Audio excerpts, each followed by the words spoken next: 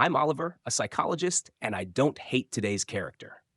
Today, we'll reflect on Nate River, or Nier, or N. Spoilers for the entire anime and manga ahead. Let's dive in. But before you watch this anime and others mentioned here on the channel, let's talk about the youngest character in the Death Note series, and the only one among the four great minds of the anime who didn't have his name written in the notebook. For many, he is the only winner of the entire story. And curiously, he doesn't just win in that regard. He might also be the most hated character in the series. Whether hated or not, this character is out of the norm. Nier grew up at Whammy's house alongside Mello, a place that seems to be for gifted children with high skills. In the series, Nier appears as a child who isolates himself a lot, doesn't play with others, and spends his time in a corner assembling puzzles. The most curious thing about his early appearances is when he hears about Elle's death, and he doesn't show any kind of reaction. In fact, this calmness is seen throughout the entire series. If we think about the cold and calculating model, the character who is the greatest example of this in Death Note is precisely Nier, since neither Elle, Light, nor Mello showed this kind of image, someone who remains unfazed. This also explains why he is nothing like Elle. In fact, to me, he has many differences. I couldn't think of anything that could throw Nier off his game. He is stunningly calm, and that leads to many theories about this character, such as the possibility that he might have autism. But we'll get to that. Let's piece together this puzzle, something Nier himself enjoys doing. Not only does he assemble puzzles, but he also takes them apart and assembles them again.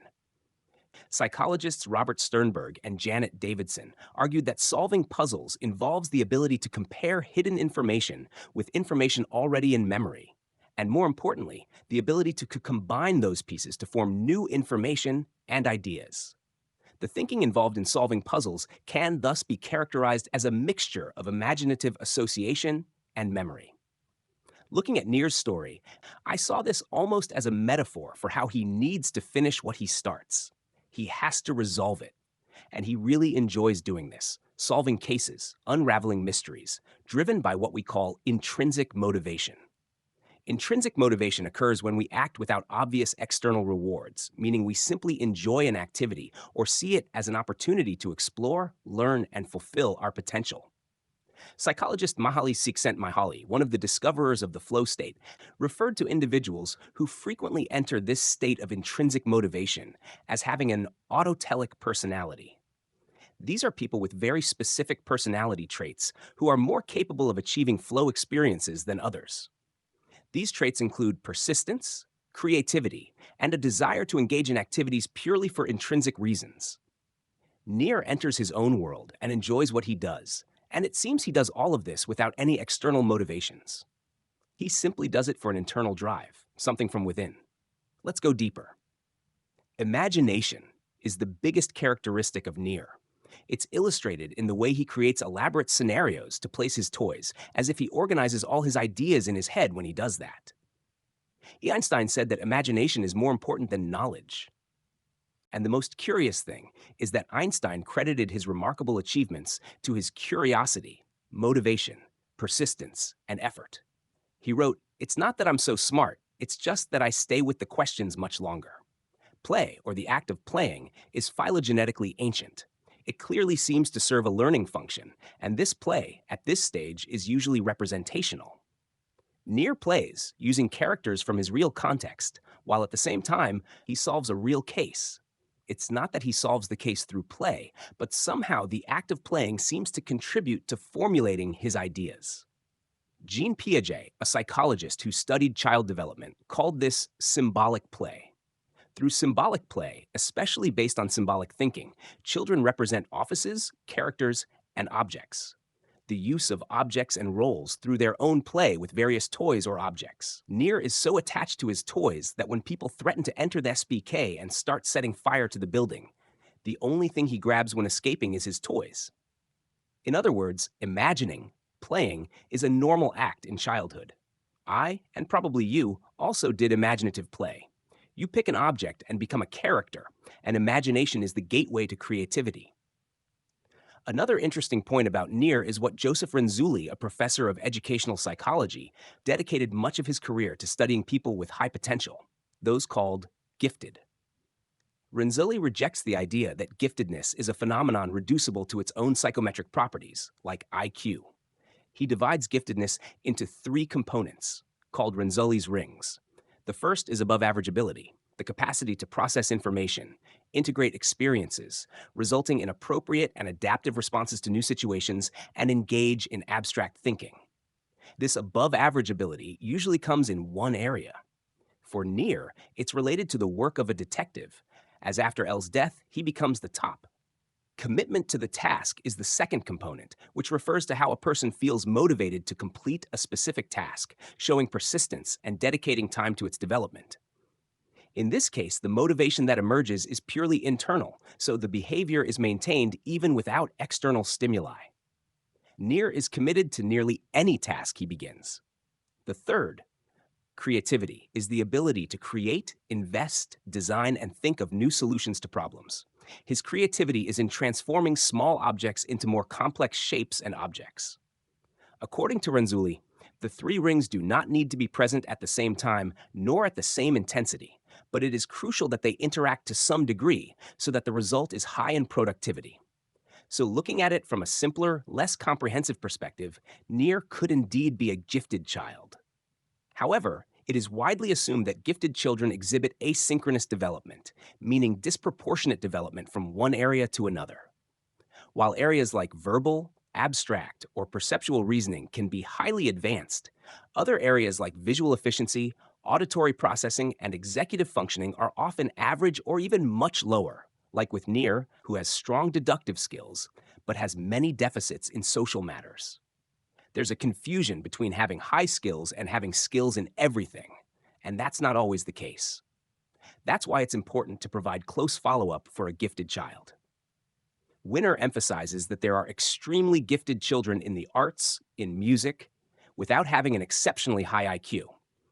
It's known that IQ tests only measure certain human abilities, specifically those related to language and numbers. And then we arrive at autistic spectrum disorder. As the DSM-5, the Manual for Diagnosing Mental Disorders, cites, there are two main characteristics: persistent deficits in communication and social interactions, and repetitive behavioral patterns, interests, or activities. Other aspects may include a hyperfocus on a particular task, hyper or hyposensitivity, socialization deficits, and language issues, all characteristics of someone with autistic spectrum disorder, a neurodevelopmental disorder characterized by deficient social interaction and communication. Let's continue. Near indeed displays a social interaction deficit and exhibits repetitive behavior patterns. His hyperfocus is centered on problem solving and assembling puzzles. He primarily interacts socially only with those around him. Another key trait of autism is the inability to maintain eye contact, to look directly into others' eyes. Many individuals with autism report that this is stressful and uncomfortable. Near rarely maintains eye contact with anyone throughout the series, and as far as I recall, he only does so during the final confrontation with Kira. However, autism is a spectrum, meaning it exists in a variety of characteristics, and it is rare for two autistic people to have the same traits. Most individuals with autism do not exhibit signs of giftedness, contrary to popular belief. A person may be gifted and not be autistic, or vice versa.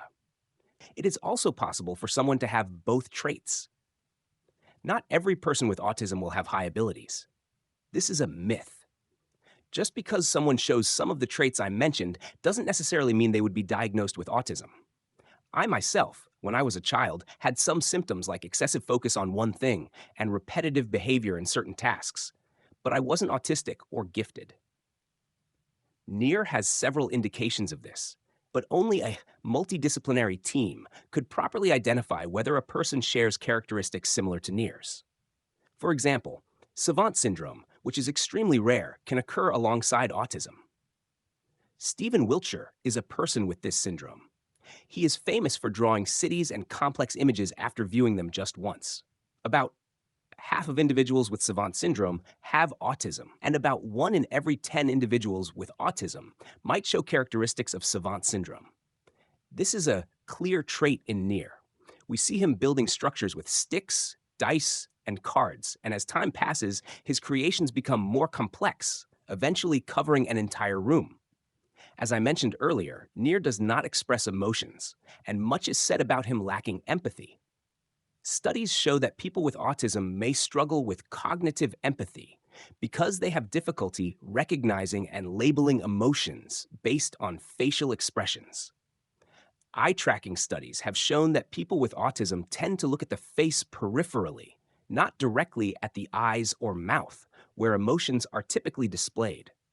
However, while cognitive empathy may be lower in people with autism, affective empathy, which is based on instincts and involuntary emotional responses to others' emotions, can be strong and overwhelming. Indeed, newer research suggests that some people with autism may actually feel the emotions of others more intensely. And many people dislike Nier precisely because he seems to lack emotions.